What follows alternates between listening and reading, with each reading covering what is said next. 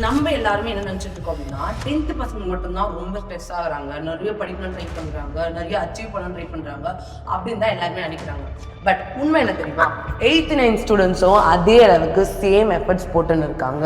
At the same time அவங்கள விட இன்னும் பெட்டராக பர்ஃபார்ம் பண்ணணும். 10th நம்ம அக்கா எவ்வளோ எடுத்தாங்களோ அதை விட அதிகமான மார்க் நம்ம எடுக்கணும், நம்ம அண்ணா எவ்வளோ எடுத்தாங்களோ அதை விட அதிகமான மார்க் நம்ம எடுக்கணும் அப்படின்னு சொல்லிட்டு எல்லாருமே எய்ம் பண்ணிட்டு இருக்கீங்க. அது நல்லாவே தெரியுது. ஏன்னா ஒவ்வொரு வாட்டியும் நீங்கள் லைவ் கிளாஸ் அட்டன் பண்ணும்போதும் சரி, இல்லை கமெண்ட்ல மேம் 8th இம்பார்ட்டன்ட் கொஸ்டின் கேட்கும் போதும் சரி, எல்லாத்துலேயுமே உங்களோட டெடிகேஷன் நல்லாவே தெரியுது. ஸோ 8th 9th பசங்களுக்கும் மேம் இம்பார்ட்டன்ட் கொஸ்டின்ஸ்ல ஆல்ரெடி வீடியோ போட்டாச்சு. ஸோ அதோட பிபிடிஸ் தான் இது.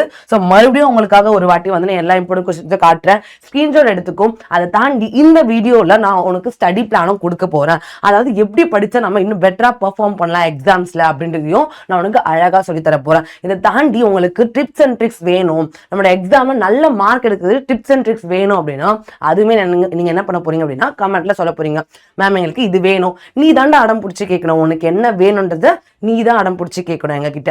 உங்களுக்கு வந்து இம்பார்ட்டன்ட் கொஸ்டின்ஸ் வேணுமா, இல்லை வந்து உங்களுக்கு டிப்ஸ் அண்ட் ட்ரிக்ஸ் வேணுமா, இல்லை வந்து மேம் கொஸ்டின் ஆன்சர் வந்து இன்னும் ஈஸியாக சொல்லித்தாங்க மேம் அப்படின்னு சொல்லிட்டு சொன்னீங்கன்னா அதுக்காக தான் நம்ம லைவ் செஷன்ஸ் எல்லாமே நடத்தின்னு இருக்கோம். ஸோ உங்களுக்கு என்ன வேணுமோ அதை நீங்கள் கேட்டால் மட்டும்தான் எங்களால் கொடுக்க முடியும். அப்போ தான் நாங்கள் வந்து எங்களோட மேனேஜ்மெண்ட் கிட்டேயும் வந்து இந்த மாதிரி பசங்களை இவ்வளோ இன்ட்ரெஸ்டாக இருக்காங்க, பசங்களை இவ்வளோ கற்றுக்கணும்னு ட்ரை பண்ணுறாங்க அப்படின்னு சொல்லிட்டு சொல்ல முடியும். ஓகே, ஸோ நம்ம உங்களோட 8th standard important social questions ஹிஸ்ட்ரியில் நான் கொடுத்துருக்கேன், உடனே ஸ்க்ரீன்ஷாட் எடுத்துக்கோ.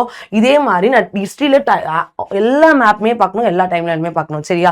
ஸோ அதே மாதிரி 5 மார்க்ஸ் உன்னால எவ்வளோ படிக்க முடியுதோ படிடா. உன்னோட ஃபர்ஸ்ட் மிட்டம்ன்றது உன்னோட கம்பேக் கொடுக்கறதுக்கு. நீ 7th ஸ்டாண்டர்ட் 8th ஸ்டாண்டர்ட் வரைக்கும் என்ன வேணா பண்ணிட்டு இருக்கலாம், பட் இப்போ உன்னோட ஃபர்ஸ்ட் ஸ்டெப் எடுத்து வைக்க போற 8th or 9th.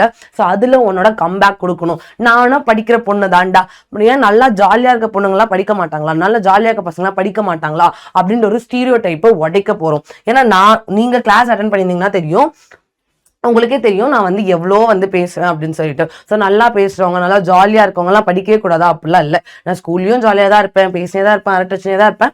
ஆனால் படிக்கிற டைம்ல கரெக்டாக படிச்சிருவேன். ஏன்னா நம்மளோட ஃபேமிலி சுச்சுவேஷன்ஸ் நமக்கு தான் தெரியும். அட் த சேம் டைம் நம்ம என்ன கோல் வச்சிருக்கோம் அப்படின்றது நமக்கு தான் தெரியும். ஸோ என்ஜாய்மெண்ட் 50, ஸ்டடிஸ் 50 இருந்தாவே நம்ம 8th 9th ஜாலியாக படிச்சிடலாம். ஓகேவா? ஸோ ஜியாகிரபி ஃபோட்டோ எடுத்துட்டு நினைக்கிறேன். ஸோ சிவிக்ஸும் அதே மாதிரி உன்னோட ஸ்க்ரீன்ஷாட் எடுத்துக்கோ.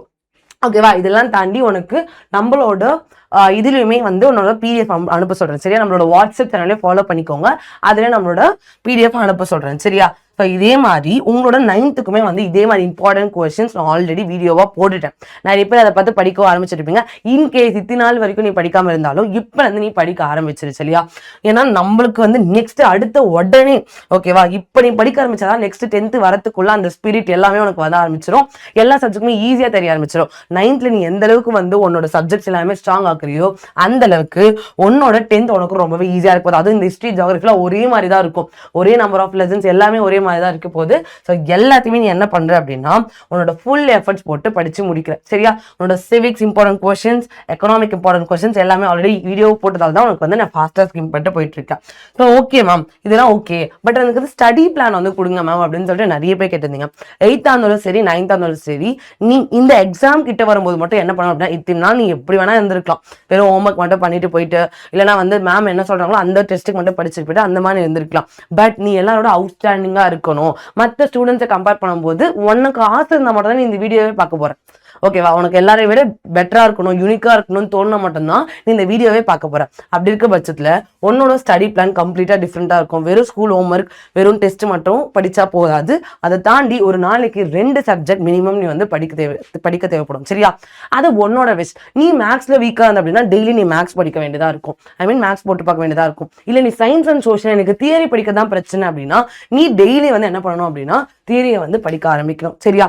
ஸோ அதே மாதிரி இந்த 2 hours ஒரு சப்ஜெக்ட்டுக்கு 8th படிக்கிறவங்க 1 hour ஸ்பெண்ட் பண்ணா போதும். இதே நம்மளோட 9th படிக்கிறவங்க ஒரு சப்ஜெக்ட்டுக்கு 1.5 hour ஸ்பெண்ட் பண்ணலாம்.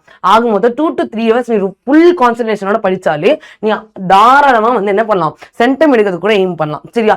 ஸோ அதே மாதிரி மேக்ஸ் டெய்லி ப்ராக்டிஸ் பண்ணோம் அப்படின்னா உன்னோட ஃபார்முலாஸ் கம்பல்சரியா உனக்கு நிறைய டைம் மறக்கும்.